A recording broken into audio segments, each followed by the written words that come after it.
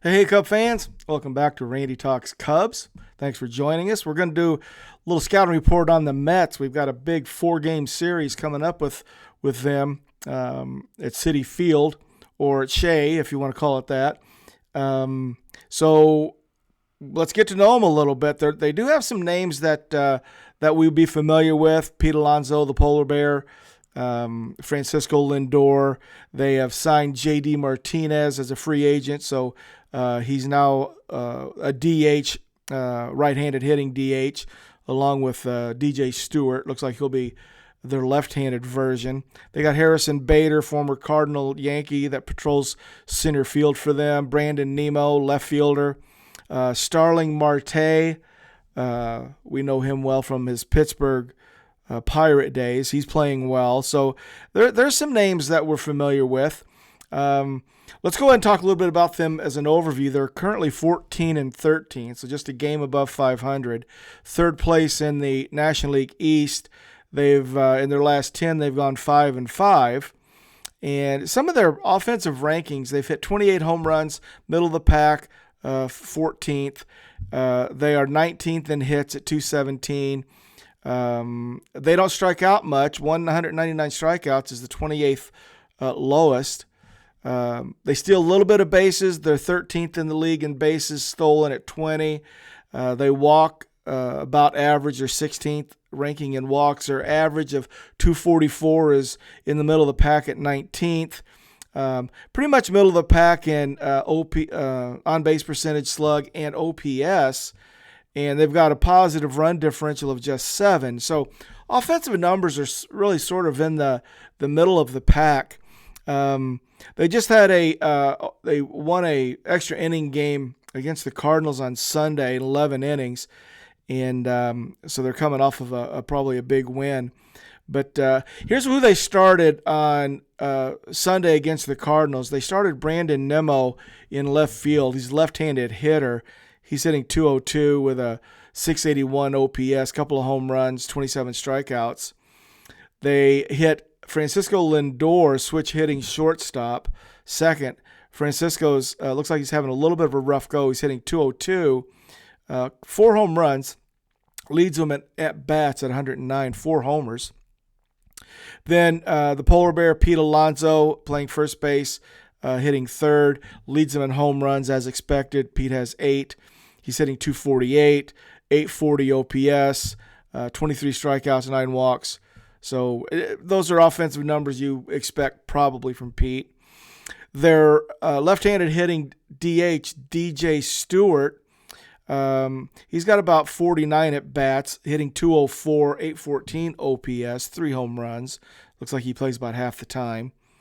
They started in right field, Tyrone Taylor, right-handed hitting outfielder, plays about half the time. He's got 58 at bats, hitting just under 300 though, 293, 771 OPS, couple of bombs, 17 hits total. At second base is Jeff McNeil. Jeff hits left-handed, hitting 242, 658 OPS. Then Harrison Bader, the center fielder, right-handed hitting Harrison, 275, 639 OPS. Here's the line on Harrison I found interesting. Harrison's got 17 strikeouts, 2 walks. So he's a strikeout candidate. Third base, they play Brett Beatty, left-handed hitting third baseman, hitting 256 with a 639 OPS.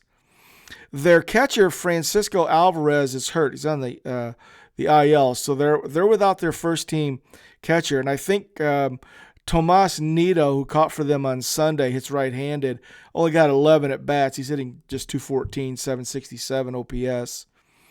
Then, so Francisco Alvarez, their starting catcher, is out. Starling Marte had the day off on Sunday, but he leads them in hits, right-handed hitting outfielder. 30 hits total, 4 home runs, 288 with a 769 OPS. 6 stolen bases, so Starlin's running a little bit. J.D. Martinez is just getting started. He just played in 3 games, but he's 3 for 9, struck out 5 times. So we'll probably get a good look at J.D. Martinez, especially against, well, we don't have Wicks going, so I don't know. Well, I don't know. Maybe we'll see him against righties. I don't know. They had a guy, Mark Vientos, hit a walk-off 2-run homer against the Cardinals in the 11th inning Sunday, but he's only 3 for 4, so not sure what else I can tell you about him. And then the other catcher is Omar Narvaez, hitting 176, just 457 OPS, only 6 hits total. So offensively, that they're kind of middle of the pack, but they look like maybe they got 3 or 4 guys. I think you look at it, and of course Pete Alonso, try to keep him from hitting 2 home runs on us a game. So I mean, we got our work cut out for us to handle those guys, but it's not all that daunting to me. It gets more daunting when we talk about the pitchers, so let's go ahead and do that. They do have some pitchers that are on the injured list. Kodai Senga is out. Tyler McGill is out. David Peterson is out. Those are sort of starter guys, rotation potential guys. Then they've got a couple of relievers down. Drew Smith, right-handed throwing Drew, and left-hander Brooks Raley are on the injured list. So the rotation looks to me like it's Quintana, Luis Severo, Sean Manaea, Adrian Hauser, and Jose Budo. Quintana pitched on Sunday, went 8 innings.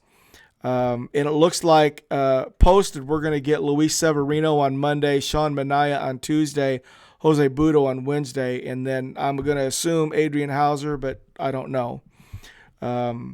So let's talk about those 3 starters. So we got Luis Severino, he's a right-handed pitcher, 5 starts total, good ERA at 2.67, 27 innings in those 5 starts, so he's averaging 5 1/3 per outing, 26 Ks, so just under a strikeout per inning, 9 walks, 25 hits, whip 1.26, average against 238. So that's solid starter numbers.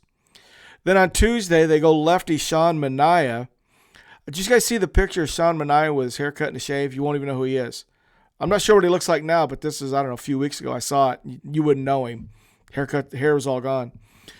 Sean has 5 starts, 3.33 ERA, 24 1/3 innings. So he's just averaging 4 2/3 innings per start.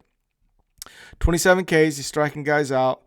Walking a few, 14 walks in those 24 innings, 21 hits, whip of 1.44, 233 average against.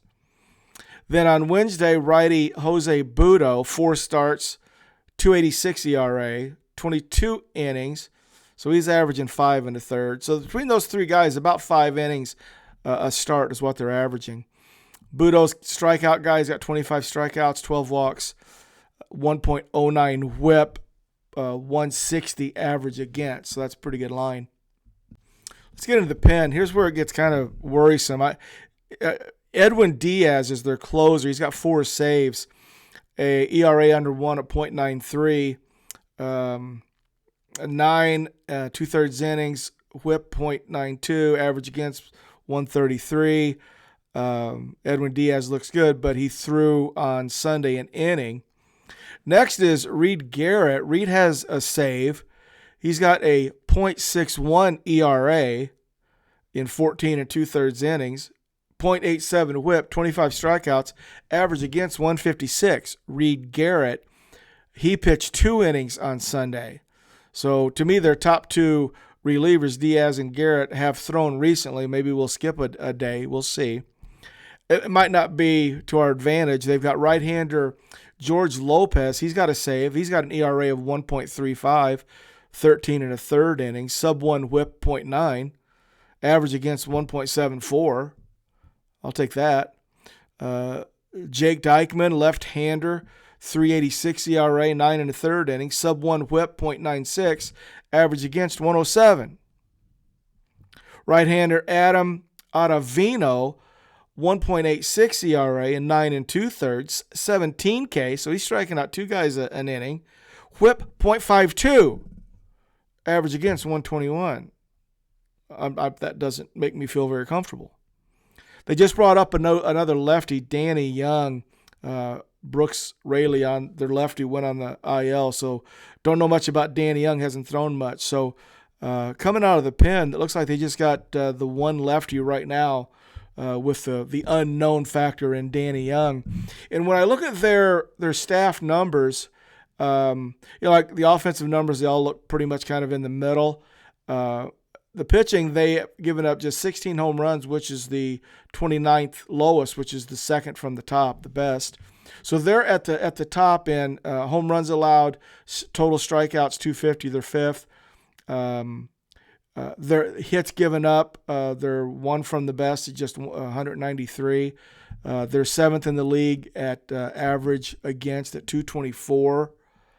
So there's some good numbers. It looks like we're going to have to hit, but yeah, I mean, 3 good starters that we know of. Probably Adrian Hauser on the back end on Thursday. We'll have to see.